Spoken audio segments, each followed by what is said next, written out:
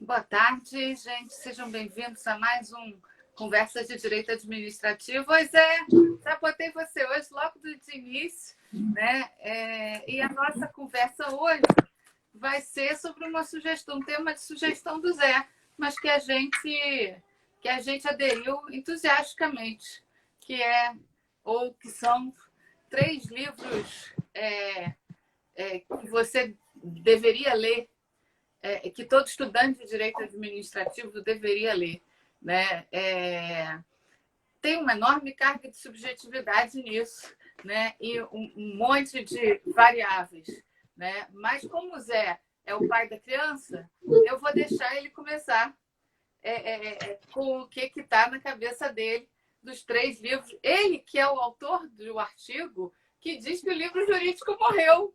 Vejam só, né? Vejam só. Ele escreve que o livro jurídico morreu e, ao mesmo tempo, diz que existem 3 livros, pelo menos, que todo estudante de direito administrativo deveria ler. Então, ele vai, em primeiro lugar, tentar sair dessa contradição aparente, né, entre as duas coisas que ele propôs. Eu até tenho algumas respostas para essa contradição, que são, em parte, dificuldades que eu tenho de escolher 3 livros. Né? Mas, enfim, eu não vou antecipar o meu problema, eu vou colocar o seu problema. Então, O livro pode ter morrido, mas isso não significa que não existam cemitérios, né? Ó, o meu cemitério aqui é enorme, olha lá. Aqui. Enorme, Eu é. tenho um cemitério enorme aqui, né? Então, enfim, mas é fato que a velocidade em que esse cemitério aqui aumenta diminuiu muito, né? Hoje em dia ele aumenta muito mais do que eu ganho, do que eu ativamente compro, e por várias razões que a gente vai discutir depois, né? Mas eu quero que você saia do problema que você botou. Por que o livro jurídico morre e por que ao mesmo tempo tem 3 livros, pelo menos, que todo estudante de direito administrativo tem que ler? Seja bem-vindo, meu amigo Zé Vicente, vamos lá. Patrícia, a forma livro canônica, a forma canônica livro publicado, livro físico, pode estar morrendo, mas isso não significa que não existam textos jurídicos que valem a pena ser lidos, né? Então, quando eu falo livro jurídico está morrendo, eu falo mais do livro físico e da forma livro físico.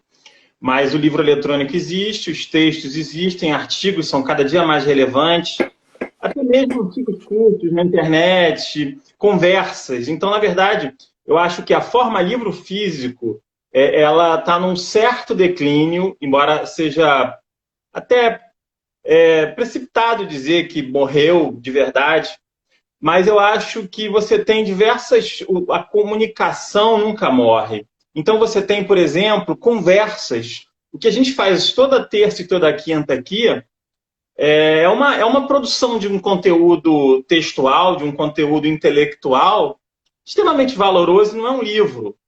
Então, veja, existem diálogos, threads, fios de conversas no Twitter, no Facebook, onde quer que seja, que tem trocas de ideias, que tem conversas que são extremamente valorosas, instigantes e interessantes, que não estão exatamente presas na forma livro.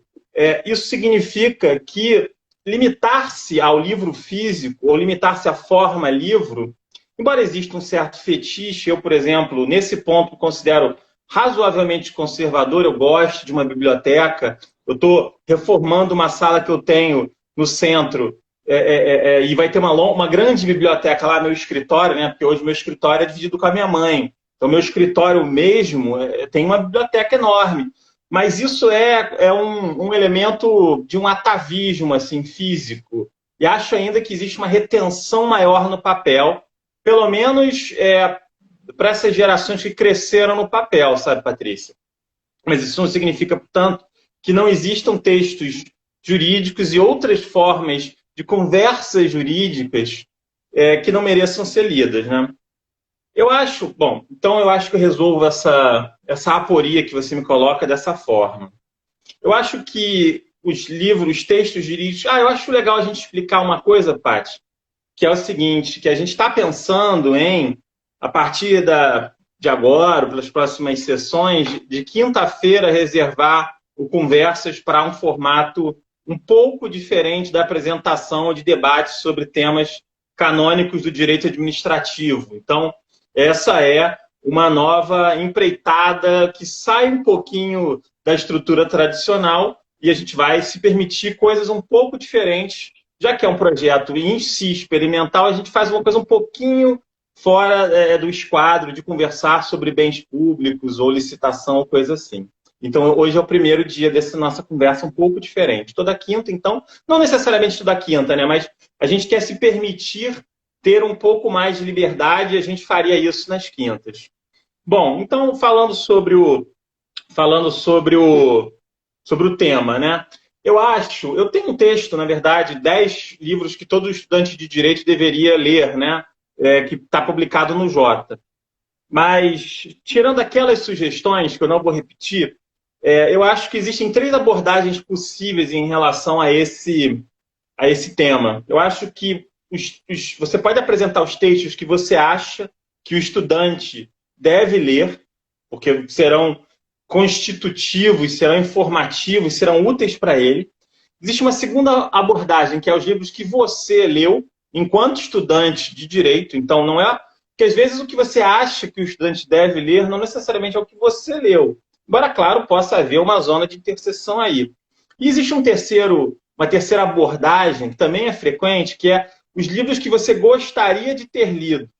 Nessas listas de leitura, muitas vezes existe um certo, como posso dizer, um certo exibicionismo, um certo politicamente correto literário, do tipo, os livros bacanas de se citar são esse, aquele e aquele. Então, as pessoas dizem que você deveria ler livros que elas não leram, que talvez nem tivessem muita paciência para ler mesmo, sabe? Isso é muito comum. Então, você vê, assim, umas citações de uns clássicos que pouca gente leu e tal. Aliás, eu gostaria de fazer uma referência aqui a antibiblioteca do Humberto Eco, né? Que os livros que você não leu são tão importantes quanto os livros que você leu também, né?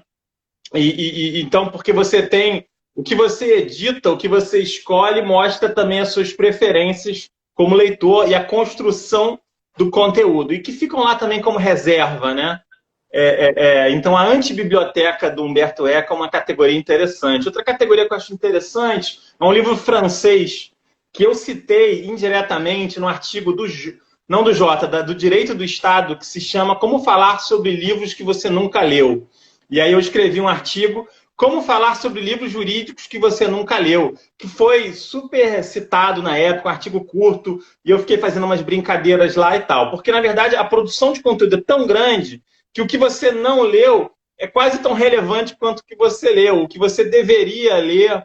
Então, é bem interessante assim, essa meta-discussão sobre literatura, sobre bibliotecas e sobre livros jurídicos, etc. e tal. Então, a antibiblioteca do Humberto Eco, Como Falar sobre Livros que Você Não Leu, e o meu artigo, Como Falar sobre Livros Jurídicos que Você Nunca Leu, sobre textos jurídicos que você nunca leu.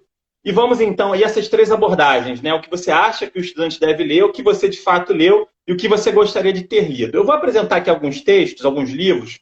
Eu li muitos deles, mas alguns eu li fragmentos ou capítulos e coisas assim.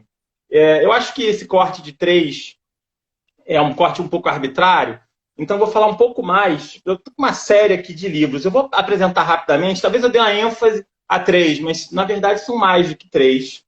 Eu acho assim, dentro da categoria o que você realmente, como estudante de graduação, deveria ler, e esse livro eu li até o fim, e fiquei encantado com a clareza analítica de exposição, com um comprometimento democrático. Depois eu li muitas obras desse autor, A Era dos Direitos, de Norberto Bobbio. Não tem nenhum... Muito interessante, bem escrito, é um positivista analítico, bem legal, didático, foi senador perpétuo da República Italiana, um cara de centro-esquerda, eu diria, muito bom, um cara com comprometimento um autor didático. E esse livro aqui é uma ótima obra de entrada, se você não conhece, do Norberto Bobbio. A Era dos Direitos é uma referência inevitável, né? Qualquer aluno de direito do primeiro, eu me lembro que eu li isso aqui no primeiro, segundo período, deve ler A Era dos Direitos. É um livro super interessante, super didático, que é um livro mais de, talvez, de pensamento político e como é que ele se integra, gerações de direito, direitos humanos, esse debate. Agora, Democracia do Bobbio também é muito bom. Né? Muito bom também, coletânea de direitos políticos, de textos políticos, né? Eu dei Direito Constitucional 1 uma vez, né? Há 20 anos. Há 20 anos atrás, durante um semestre, eu ministrei Direito Constitucional 1. Havia uma necessidade, a faculdade me pediu. E Direito Constitucional 1 é uma coisa até que eu já pensei em voltar, porque Constitucional 1 é a famigerada teoria do Estado, que os professores de Constitucional, em geral, não gostam. Mas que a gente, no direito administrativo, se convenceu, veja se o Zé concorda comigo, que teoria do Estado é fundamental para estudar direito público e especialmente direito administrativo. E que existe uma maneira legal de estudar a teoria do Estado. E uma maneira legal de estudar a teoria do Estado é lendo Bobbio, por exemplo. Né? Bobbio tem muita coisa legal. O Democracia, essa Era dos Direitos, eu estou aqui olhando, tem o positivismo jurídico, enfim. Os textos a teoria do ordenamento jurídico, que é uma obra mais de teoria do direito mesmo, também super didática, super interessante. Bobbio é fácil de ler, né? Bobbio é fácil de ler.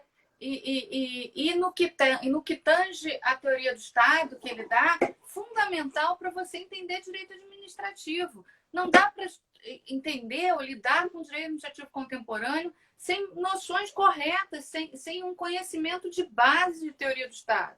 Né? Quando a gente fala de domínio eminente, soberania, as coisas estão ligadas. Então você precisa ter... Só que você não pode ter uma noção de teoria do Estado. O dicionário de política é realmente muito bom. Você não pode ter uma noção de teoria do Estado. Aqui eu dei na faculdade que parecia, como a gente já falou aqui, uma organização moral e cívica. Um negócio assim, OSPB, umas coisas... É muito quadrado, né? Uma coisa meio morta. Né?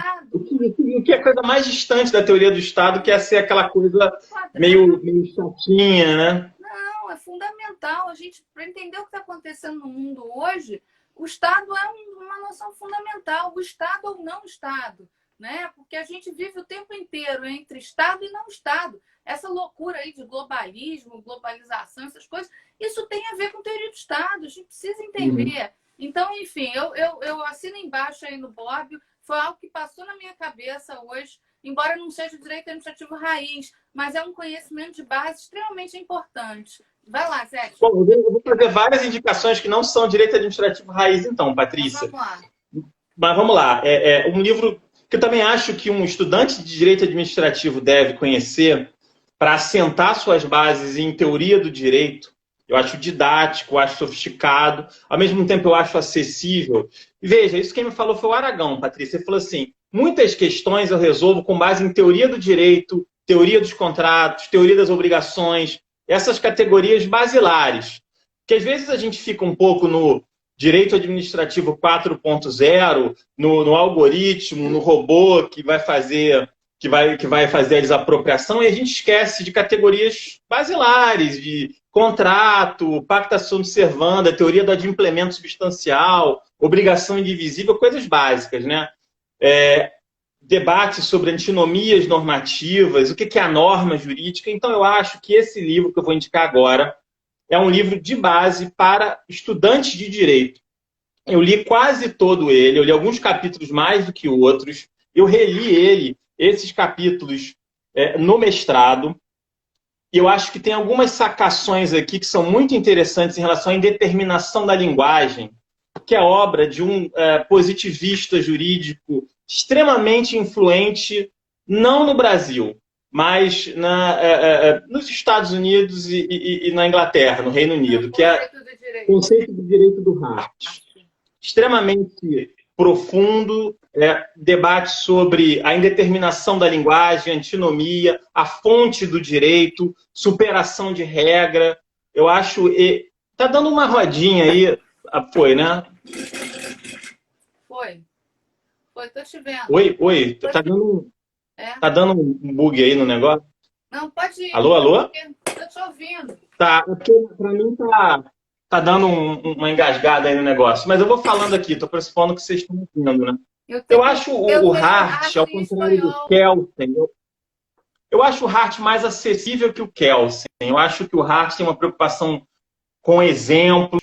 Eu acho que o Hart tem um debate, working já no final, né, no pós-fácil desse livro, que é um debate com o Dworkin, né, que seria o sucessor dele na cadeira de Jurisprudence, né, de teoria do direito, que eu acho interessante. O nosso amigo Rodrigo Valadão, caso acesse a live, ele vai pular na cadeira, né? Mas eu prefiro o Hart, pelo menos em teoria do direito. Eu acho que para um aluno de direito e de direito administrativo em especial, o conceito do direito mental para ter uma noção do que é o direito. Você resolve muita coisa, veja, eu acho que a gente tem que ter uma preocupação também com a resolução de problemas, direito é ciência social aplicada, ainda que seja também teoria do direito. Eu acho que o conceito do direito é uma obra muito importante, Patrícia. A sua imagem está entrando ainda. Vocês estão me ouvindo? Certo com vocês? Eu estou vendo bem você. Deve ser Tá. a minha conexão, talvez. Né? Tá, beleza. Tá, então eu acho que esses são obras mais introdutórias. Eu apresentei uma obra de, vamos, pensamento político, apresentei uma obra de teoria do direito, digamos assim. Agora eu vou apresentar uma obra que eu confesso que não li integralmente, mas que eu acho que é uma obra importante para se situar no debate sobre ponderação de direitos, sobre direitos fundamentais. É uma obra inescapável. Muito provavelmente as pessoas não leiam toda ela. E leiam obras mais recentes, até comentaristas a ela, que é a Teoria dos Direitos Fundamentais do Alex. Né? Eu não li tudo, eu acho que é uma obra difícil, assim, não é exatamente approach.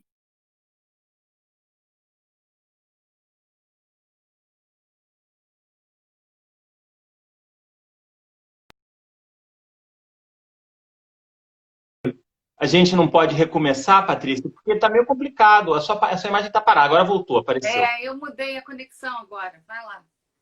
Ah, tá. Tava naqueles dias que o negócio fica ruim, né? Tem que mudar para outra rede, né? Mudei a rede. Mas eu tô falando, pai, que a teoria dos direitos fundamentais do Alex não é nenhum super trunfo, não é nenhuma coisa muito novidadeira, mas eu acho que é um assunto importante. Eu acho que você lê realmente a teoria dos direitos fundamentais, em espanhol, provavelmente mais difícil, mais caro, tem a tradução do Virgílio Afonso da Silva, é algo importante para um publicista de 2020.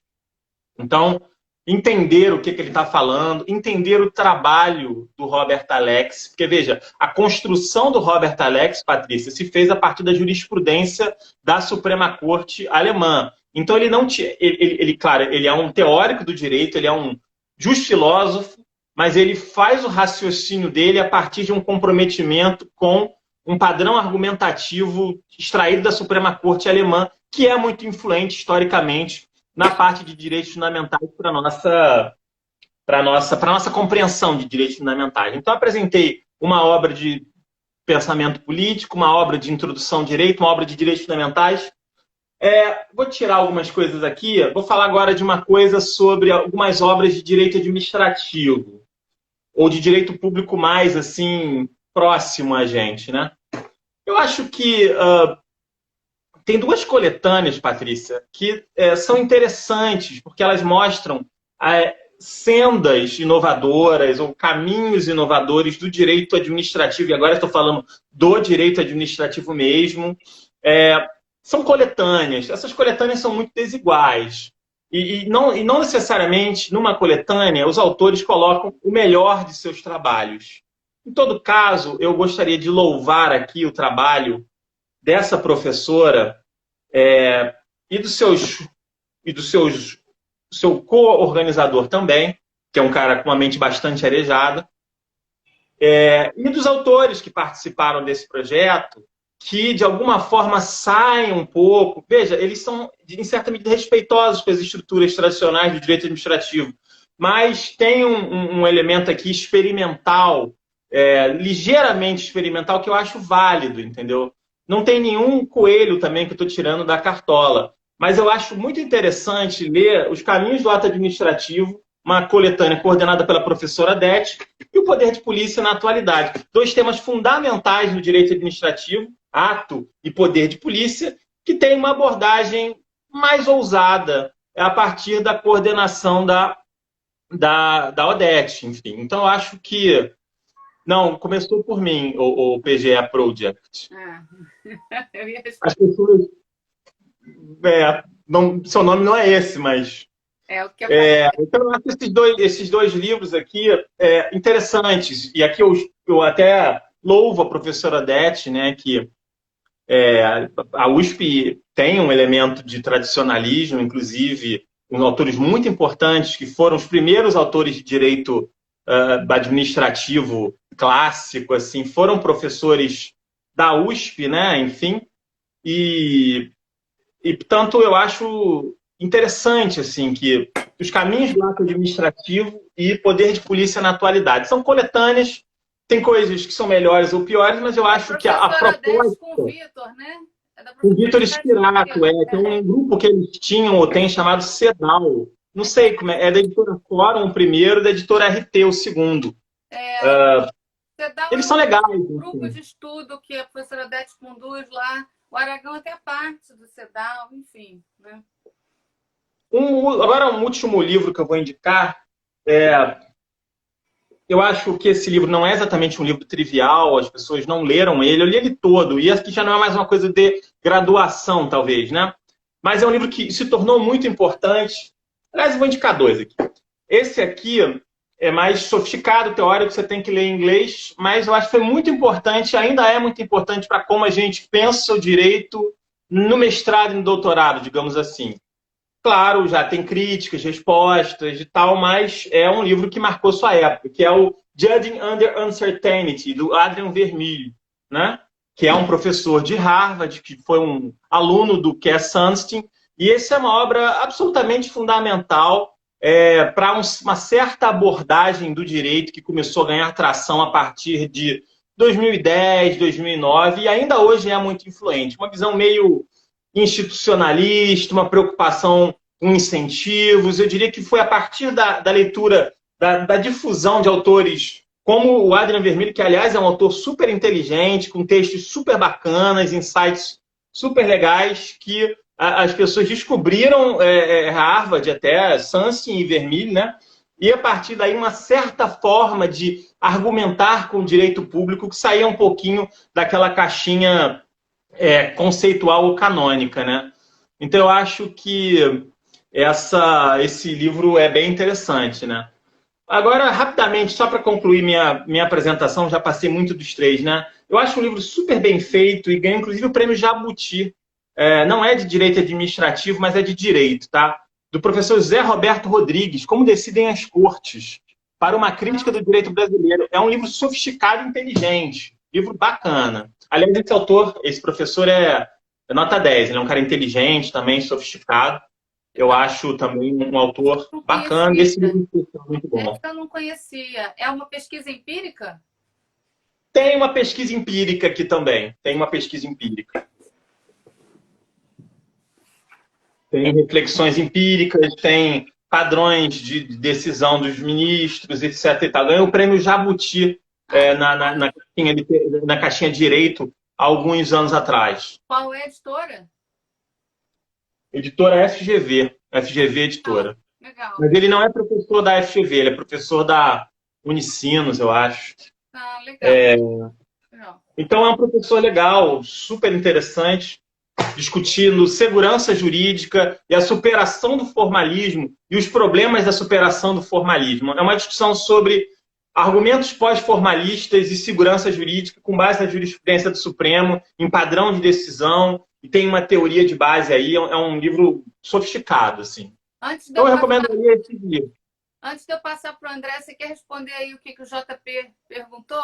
Quais recomendações para aprofundamento de questão de controle das agências? Né? Uma coisa assim bem peculiar. Né? Controle das agências, pelo executivo, controle ou alguma coisa de teoria da captura, seria alguma... Bom, captura não é, né? O controle das agências pelo executivo é algo muito pontual, né? Discussão sobre poder executivo, né? Os limites do poder presidencial. Tem literatura americana sobre poder executivo e sobre limite de poder presidencial, sobre a abrangência do poder presidencial que pode te ajudar numa pesquisa sobre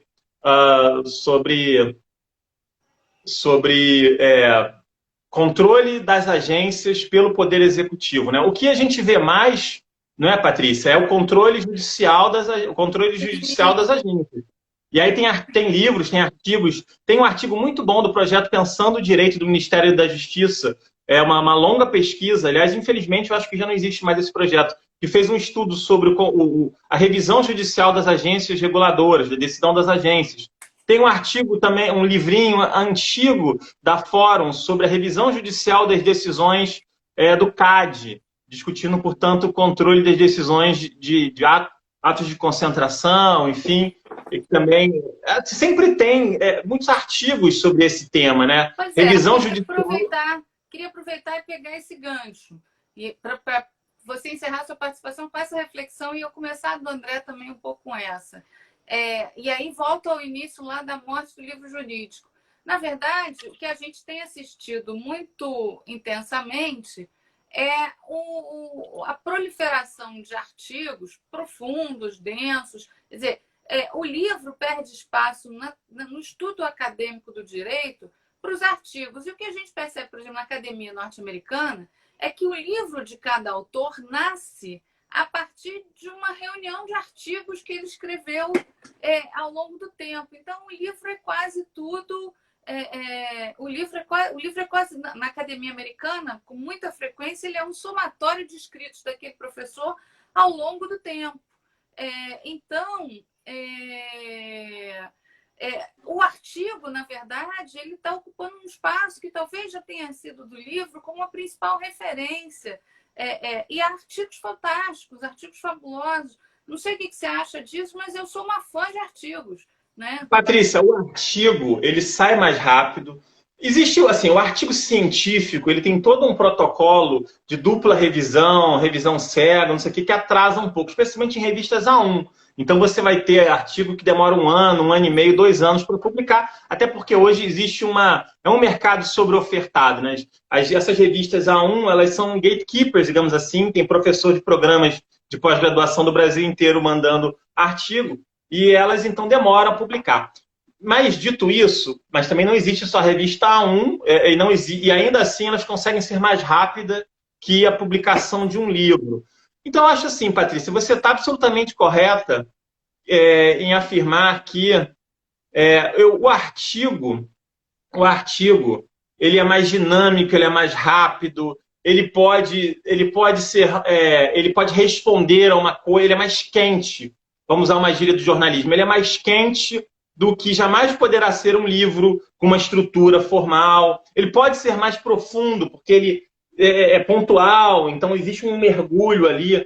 Então eu acho, Patrícia, que você está absolutamente correta. O modelo, a própria CAPES, a gente pode criticar a CAPES por muita coisa, mas a CAPES, ela proporcionalmente, ela pontua mais o artigo bem ranqueado do que o livro lá, e não pontua nada do manual também, né? Tem isso também, né?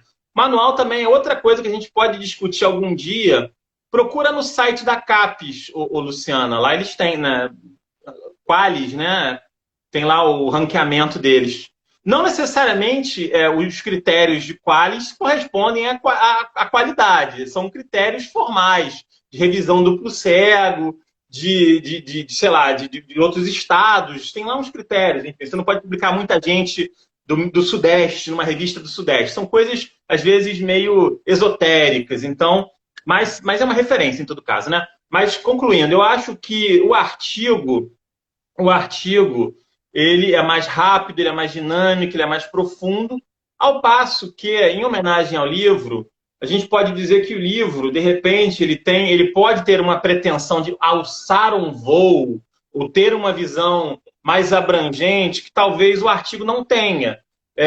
Quem falava isso? Lembrei quem falava isso. É o Isaiah Berlin, né? que as pessoas, que aliás é um autor ótimo, né? Que as pessoas, elas são... Você tem uma questão, que é o ouriço ou uma raposa, né? É um ensaio clássico, em que ele fala do Tolstói, de um outro escritor, que eu não me lembro agora. Deixa eu até pegar. Já que a gente está falando de livro, olha o Berlin aqui. Eu adoro o Berlin também. E aí ele fala do raposo e da ouriça e do raposa, né? Que a raposa é o... Você escreve muitas coisas, você tem uma visão macro, você tem um projeto épico. E o ouriço é aquele que escreve um artigo, um ponto, que tem um truque. A raposa sabe muitas coisas, o ouriço sabe uma coisa, mas é uma coisa absolutamente certa ali, e ele defende ali aquela coisa. Ele tem um truque, mas aquele truque é absolutamente preciso. Então, a gente pode, inclusive, classificar autores jurídicos e nossos amigos entre raposas e ouriços. Eu acho, por exemplo, que o Roberto Barroso é mais uma raposa, nesse sentido literário. Ele tem uma obra mais abrangente, neoconstitucionalismo, direito de efetividade, uma coisa... Já, por exemplo, vou aí, então, já encerrar minha participação, mas é que eu me empolguei com essa analogia, tá? Eu acho que, por exemplo, o Fernando Leal é um ouriço. Ele tem um truque pontual da questão analítica que ele aplica aquele método a uma série de problemas, entendeu? Então, essa coisa da raposa e do ouriço, que, aliás, o Dworkin aproveita isso, né, num livro, inclusive. Tchau, galera. Não, Espero ter olha sido só, útil. uma pergunta. Um estudante de direito administrativo tem que ler o Eli? Tem que ler Eli Lopes Meirelles? Um estudante de direito administrativo brasileiro. O que ele faz com o Eli Lopes Meirelles? O que ele faz com o Eli Lopes Meirelles? Ele enterra Eli Lopes Meirelles. Ele enterra Eli Lopes Meirelles. Eu estou escrevendo um artigo, vai sair por esses dias, que é um comentário a respeito da 44ª edição do Eli Lopes Meirelles. Daqui a pouco, o Eli Lopes Meirelles vai estar comentando a chegada dos humanos em Marte. E a gente está discutindo Eli Lopes Meirelles. Eli Lopes Meirelles foi muito importante. Acho que veja, não é para abandonar os autores clássicos. Outro dia a gente estava discutindo história do direito administrativo e tal. Mas você não pode lê-lo como um autor contemporâneo, que em 2020, entendeu? E ele foi um autor do século XX que apresentou, que trabalhou categorias, que teve uma preocupação interdisciplinar. Mas não é possível que a gente fique lidando com o Eli Lopes Meirelles em 2020, né? Tem uma explicação para por que o livro do Eli Lopes Meirelles fica sendo... Talvez o Eli Lopes Meirelles pré-morto tem um valor histórico, tem um valor para o direito administrativo mesmo, né? O capítulo dele sobre ato administrativo é importante. Ele foi importante para a Lei de Licitações de São Paulo, que é a base da Lei de Licitações da Lei 8666, né? Então, ele tem lá a importância dele. Muito, muito grande, mas em 2020 não é possível que a gente esteja aí com a 44ª edição saindo, né? Enfim, o cara morreu em 1990. Deixa eu chamar o André. André, seja bem-vindo aqui, Zé, até daqui a pouco, mais tarde, vamos lá. Vamos ouvir o Zé, porque senão daqui a pouco a live acaba e talvez tenha que estender um pouquinho a live, né, para falar para dar tempo de todo mundo falar sobre... Oi, André, e aí? Tudo bem? Estava divertido vocês. Estava muito divertido. Oi, tá me ouvindo? Oi, tô te ouvindo, só tô te vendo torto. Como assim, torto? Só tá aí, tá bom? Agora sim. Agora sim.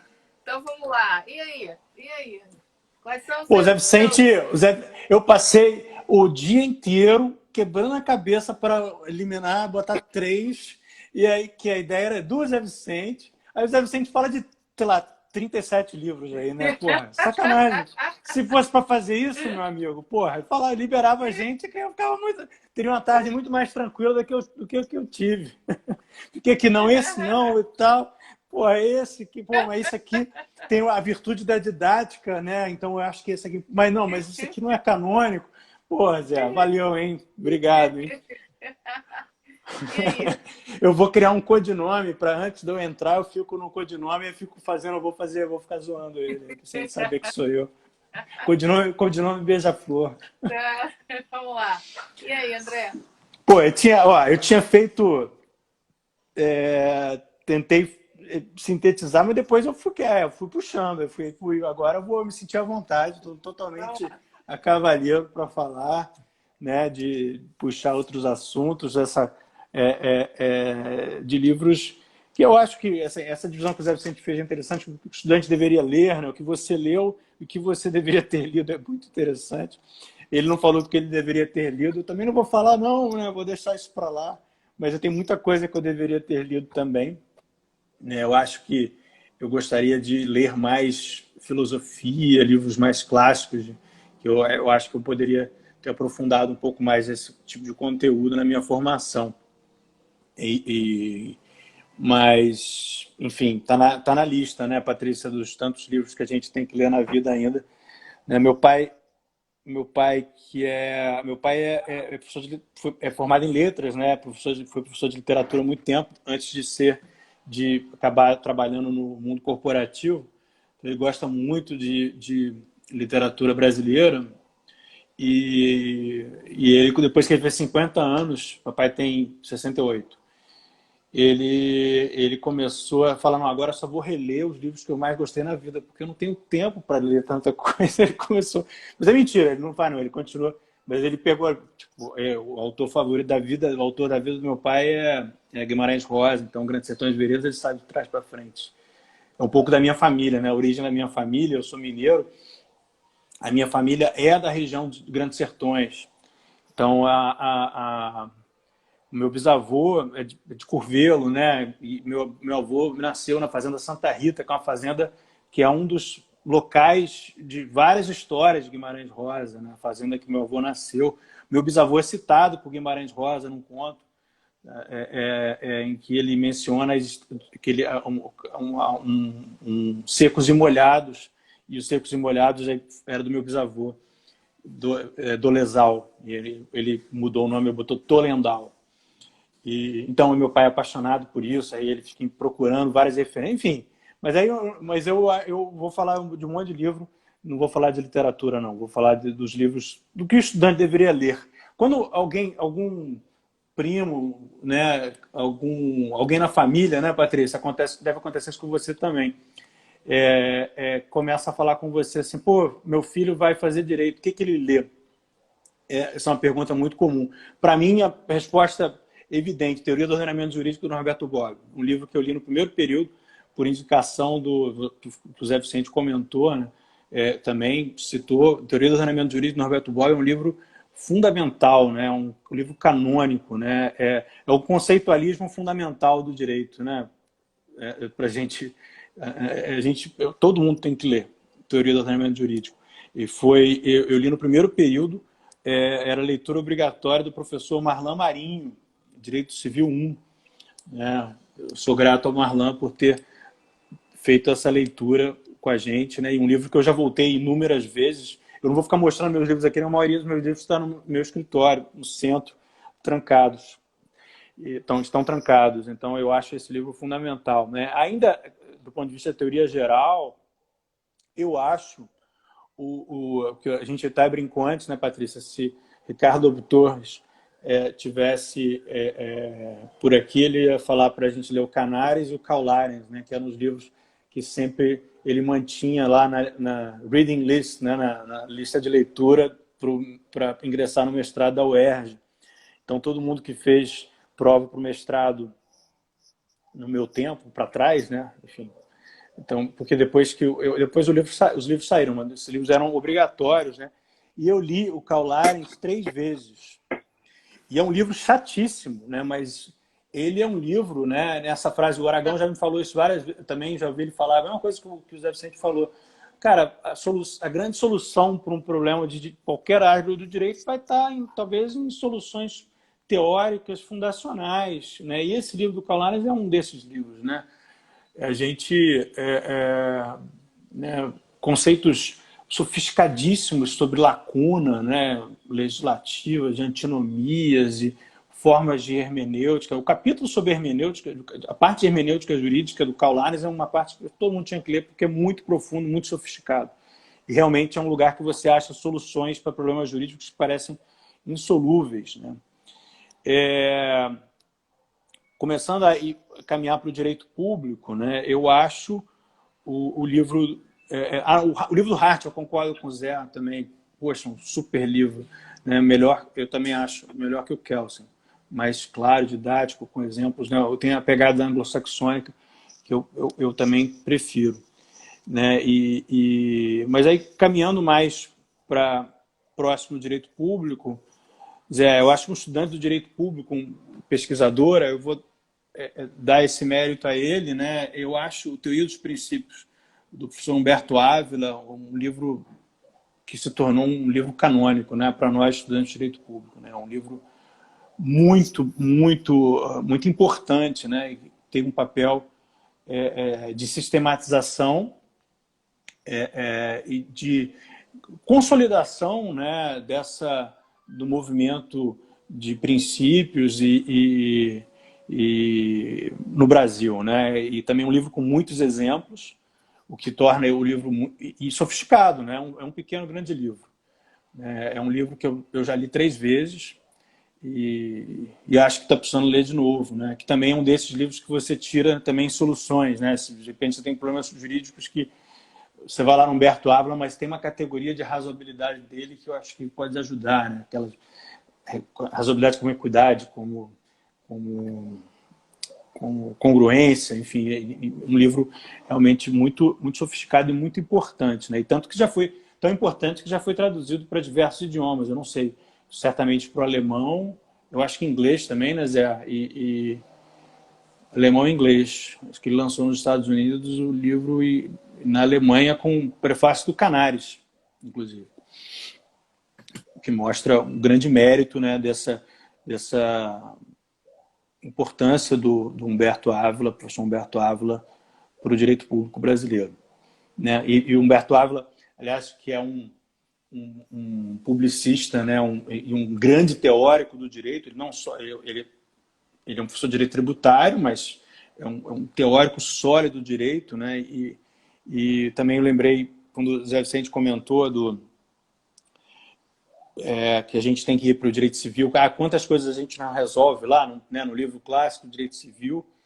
Eu lembrei o professor Alberto Xavier, com quem eu tive a honra de poder conviver minimamente quando eu era estagiário no escritório dele, e foi uma das pessoas mais inteligentes com quem eu já convivi, assim, uma inteligência cortante, impressionante, né? A inteligência do professor Alberto Xavier.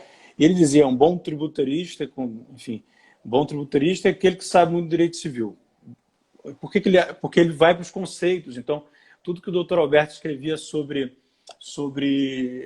direito civil, né, porque ele tem uma visão hiperpositivista, né, do direito tributário, então ele vai para os conceitos de direito civil e a partir daí ele vai para o direito tributário. Né? Então, assim, quando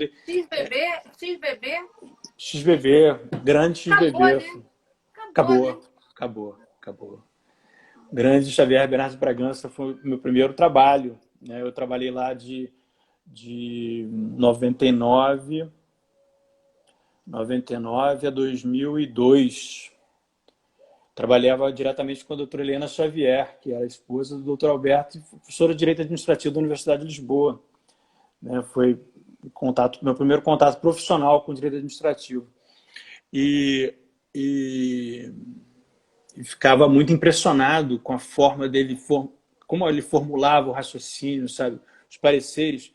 Eu lembro um parecer que ele escreveu, que virou um artigo, ou publicou como parecer, não me lembro, sobre tributação de consórcios. O capítulo de consórcios é melhor do que qualquer livro de direito civil. Essa precisão impressionante.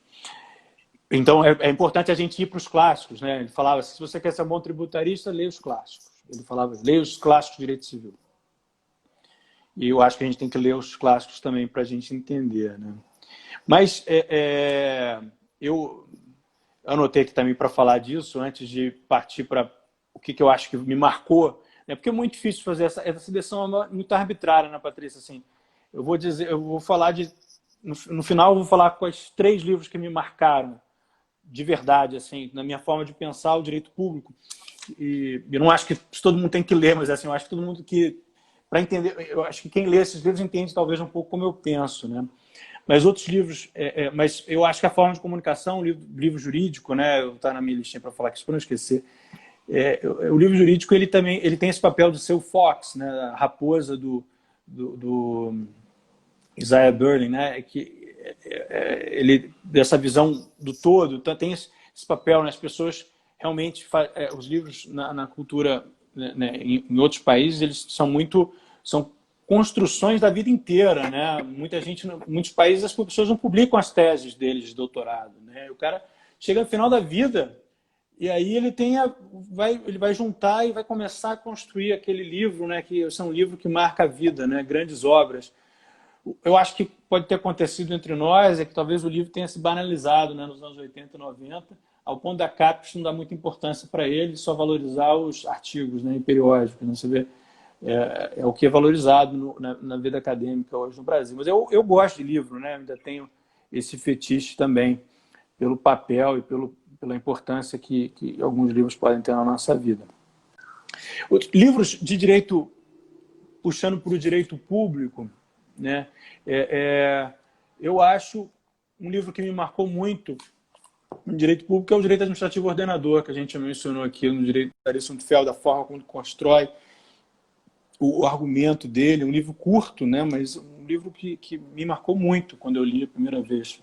Eu li, quando que eu li esse livro? Eu li antes do mestrado, durante o mestrado. Eu fiquei muito impressionado assim, com a forma como ele construiu o argumento e colocando em xeque, né, as ideias fundacionais de domínio eminente, de poder de polícia, e realmente me marcou. Né? Eu acho que no direito público também, Patrícia, assim, e para minha forma, direito administrativo para os céticos também separei aqui, Zé. Eu acho um livro fundamental, né? Eu mando para ler na graduação, né? Está na sua lista também. Eu acho que os nossos alunos de direito administrativo precisam ler. É um livro que realmente sacode, né? Parece que o Carlos Ari pegou, nesse livro é aquele livro que ele pegou a árvore do direito administrativo, sacudiu assim, né? E deu uma, né? Aquela balançada, né? Mas tem dois livros que eu peguei aqui para falar que eu acho que são canônicos para a forma como o direito público é visto hoje no Brasil. Uma forma, assim, a influência do direito americano no Brasil, para mim, você precisa passar por esses dois livros para entender, assim, para entender a profundidade como a visão do direito público americano nos influencia hoje, que são o The Least Dangerous Branch, do Alexander Bickel, e a principal resposta a esse livro, que é Democracy and Distrust, do John Hart Lilly. Né? Ô, filha, não posso agora. Ó, dá um beijo. Pronto, agora não pode. Papai não pode agora, meu filho. Mas você não pode perguntar agora, papai está na conversa. Tá bom? Você não está arrumando a mala, minha filha? Não, então tá. Depois eu falo com você. São dois livros que mostram a relação profunda, do ponto de vista teórico, existente entre direito público e democracia. Né? Assim,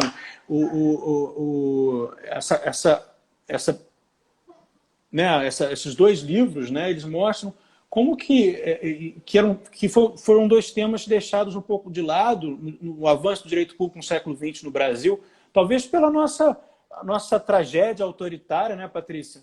A gente deixou essas discussões de lado, que mostram essa dificuldade contra-majoritária, né, lá do Alexander Bickel, que ele coloca como uma dificuldade insuperável, né?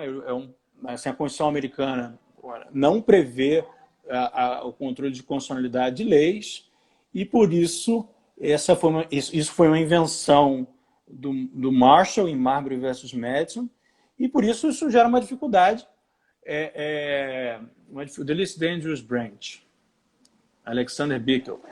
E por isso gera uma dificuldade democrática, né? E hoje, o que a gente vive hoje, né, o que se questiona, né, é o hashtag ditadura do Supremo. A gente está nesse nível. E, no fundo, é essa discussão que ele colocou aqui, né, em 1962, a primeira vez que foi publicado nos Estados Unidos, que é um livro que marcou o direito público mundial.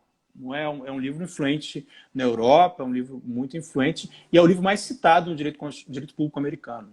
É o livro mais citado, não só pelos constitucionalistas, mas pelos pelos... não, eu acho que o Democracy in Distrust é o mais citado, né? O Democracy in Distrust é uma resposta ao Alexander Bickel, né? Que foi escrito pelo John Hart Ely em 1980, não é, Zé? 1980, em que ele tenta criar uma resposta. Ele diz, olha, é possível... Ele constrói um livro com base numa nota de rodapé, né, de um precedente de direito administrativo, que é possível que existam formas de superar essa dificuldade contra-majoritária quando o Poder Judiciário atuar como garantidor das regras do jogo, para manter a democracia, né, para garantir a democracia. E, enfim, é um livro realmente de tirar o fôlego, né? E para mim, assim, se você quiser ir além, aí vai ler o We the People do Bruce Ackerman, né? O livro dele, eu acho principalmente o primeiro, o Foundations e Transformation são os melhores, e que mostra como que o direito constitucional, o direito público americano se constrói ao redor dessa ideia, da necessidade de manutenção e desenvolvimento da democracia, mas com o Estado de Direito, né?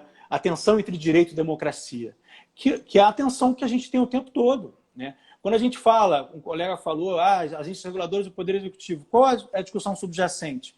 É a discussão democrática.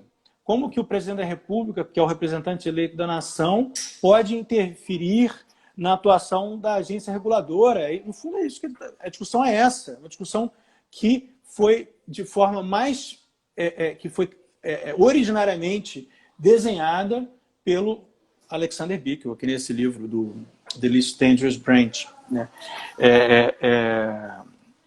Então ele coloca a dificuldade contra uma majoritária como algo insuperável, que é a dificuldade do direito administrativo também, né? A gente tem uma dificuldade burocrática da técnica. É a mesma, a questão subjacente é a mesma. E esse substrato teórico ele está presente em todos os livros de direito administrativo americano, que eles estão preocupados com legitimidade do poder. O direito administrativo como o direito que é necessário, o direito que se discute a legitimidade da ação da administração pública, né?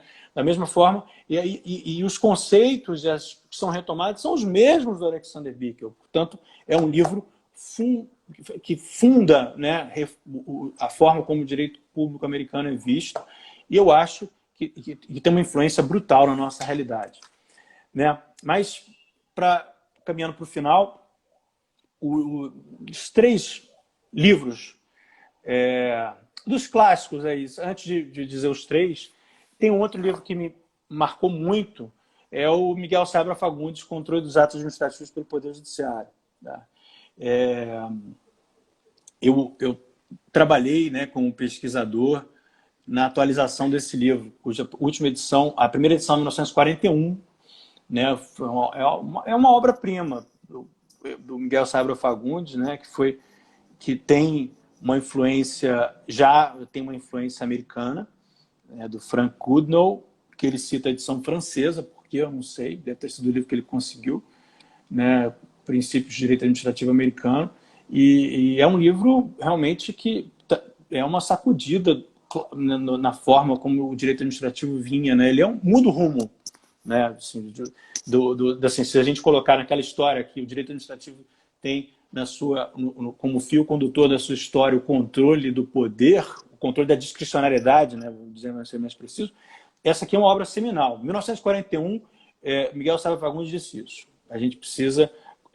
o direito tem que precisar de formas para controlar a discricionariedade. O poder não pode ser algo incontrolável, né? Eu não tenho aqui a última edição do Seabra, tenho a 7ª edição, que foi atualizada pelo Gustavo Binemboim, que não modifica o texto, né? Só foram inseridas notas de atualização no final do livro. Bom, mas hoje, assim, o que eu acho? Assim, se um estudante de direito público fala assim, cara, eu quero começar a estudar direito administrativo, e o que você, direito público, né, e você está pensando, o que você... Eu tenho uma edição do Seabra, eu tenho aqui. Essa é de 85, essa é de 85, essa né? é de 84, 84. Essa é a última edição. Essa é a última edição antes dele morrer. Dele vivo, né? Um grande democrata, né? Defensor do Estado de Direito. Mas, assim, 3 livros que eu acho que me marcaram, assim, hoje, assim, o que eu acho, assim, que for... O que é a forma de eu pensar o direito público? Tem muito... direito André, constitucional... O direito André, constitucional... Oi. olha só, a gente não vai conseguir acabar no tempo. Vou fazer uma coisa, eu vou encerrar esse e vou Tá. começar outra, e aí você Tá, fala dos 3 livros tá bom. Gente, então é isso. Tcharanã. Estou encerrando essa e começo outra live na sequência para a gente poder concluir essa live hoje, que foi ficando maior do que... Já, já. A gente se encontra já, Tá já. bom. Estou encerrando agora. Te chamo já, André. Tá.